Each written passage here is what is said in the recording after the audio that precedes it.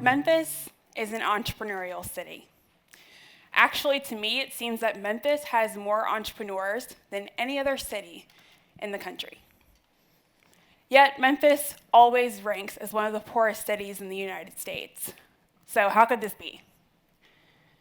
Well, I believe that because we have a limited view of what an entrepreneur is, we're unable to recognize what I've seen my whole life.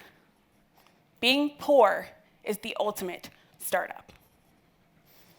Think about what it takes to succeed as an entrepreneur. Entrepreneurs have to endure the daily turmoil of trying to survive despite the high statistical probability of failure. Entrepreneurs have to find opportunities where it seems opportunities don't exist. Entrepreneurs have to find creative solutions to problems with limited resources and have the ability to turn 2 cents into $1. So when you look at it this way, some of our most entrepreneurial people have always been our fellow Memphians living in poverty. Memphis is a story comprised of some pretty epic innovations and inventions, and I believe that our next big ideas are hidden in our most underserved communities. So instead of asking the more common question, what can we teach people living in poverty about entrepreneurship? I'm challenging all of us to ask instead, what can people living in poverty teach us about entrepreneurship? We've all heard narratives about individuals pulling themselves up by their bootstraps to acquire wealth.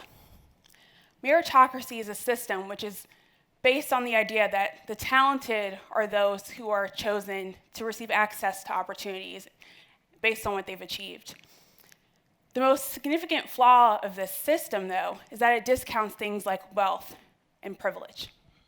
Contrary to popular opinion, very few of us acquire wealth solely through hard work. For the majority of us, wealth and poverty are generational. I think the thing that drives success the most is access. And I think the most significant lesson that we can learn from the system of poverty and apply to entrepreneurship in Memphis is the importance of access and how a lack of access actually holds us back individually and also as a city. Countless studies have shown that entrepreneurship is the greatest path to creating generational wealth. Being an entrepreneur for the past 5 years, though, has taught me that, like acquiring wealth, succeeding as an entrepreneur requires access. I moved to Memphis in 2009, and since that time, I've found that the most significant challenge to growing entrepreneurship in Memphis is not a lack of entrepreneurs. It's the limited paths to entrepreneurship that we're providing for people living in poverty, particularly those who are people of color. Let's be honest, we can't have conversations about poverty in America, let alone Memphis, without including race in the conversation.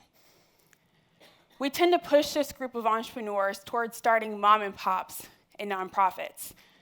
Now, don't get me wrong, I'm not diminishing the importance of these businesses or the entrepreneurs who run them. I'm standing here in no small part thanks to my grandfather's decision to open a car detailing business in the 1960s. Many of these businesses have served as the cornerstones of our neighborhoods for generations. But I want to see Memphis build upon this legacy of minority entrepreneurship to ensure that people living in underserved communities have a place in the economy of the future, technology. Studies have shown that tech entrepreneurs climb the wealth ladder more quickly than those in any other sector. And technology accounts for 80% of the global wealth that we've acquired in the last 2 years. If we genuinely want to see transformation in Memphis, we need to provide pathways that allow entrepreneurs in underserved communities to build tech startups.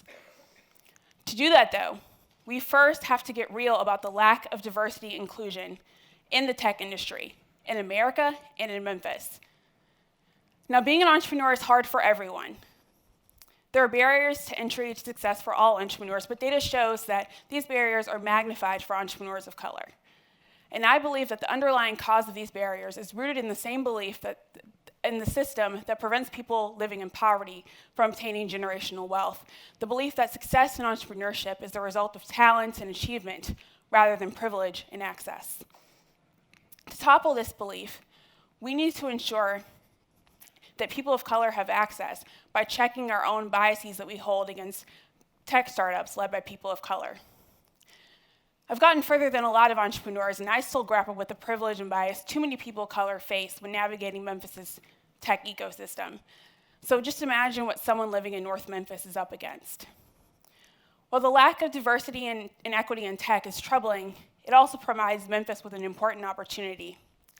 Memphis's largest demographics are also those who are most underrepresented in the tech industry, meaning that Memphis is in the unique position to play an essential role in the national movement to diversify tech. Diversifying tech is also how we can begin to close Memphis's racial wealth gap and build more innovative solutions to the problems that have been plaguing our city's growth for generations. 2018 is the year that everyone's going to be talking about a particular dreamer who inspired me, and I'm sure all of you. Pathways to generational wealth for African Americans have certainly opened up in the last 50 years, but they're still severely limited. My dream is a Memphis where the next Fred Smith looks more like the demographics of our city.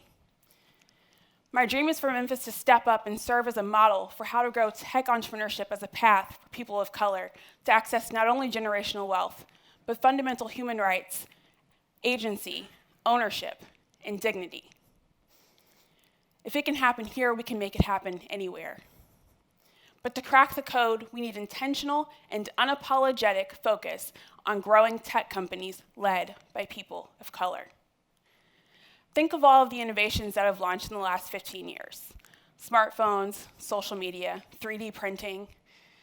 Now imagine how many big world-changing ideas we can launch in the next 15 years if everyone has a seat at the table.